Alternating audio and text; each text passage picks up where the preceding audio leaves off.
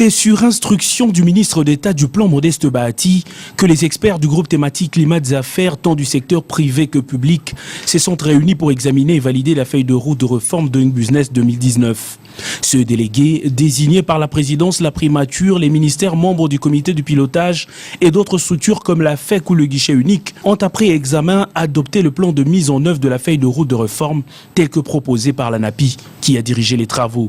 Les discussions ont porté sur les décisions à prendre en perspective du prochain classement de Business 2019. En ce qui concerne le secteur de l'urbanisme et habitat, nous avons eu à parler d'un décret qui sera signé par le Premier ministre qui parle de la compétence de la signature qui désormais va revenir au niveau de l'administration. Et le Premier ministre va signer ce décret-là. Et le deuxième élément, ça sera sur l'écoute.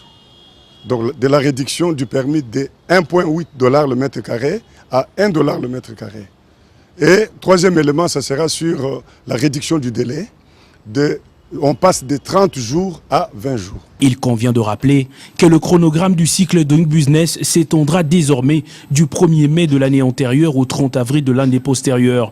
D'où la nécessité d'avoir un plan détaillé, réajusté et de faire le suivi des recommandations de réforme validées. L'ANAPI est plus qu'engagé suivant ses missions à mobiliser les énergies afin que la RDC soit réellement une destination des investissements mais aussi pour ceux qui sont nationaux.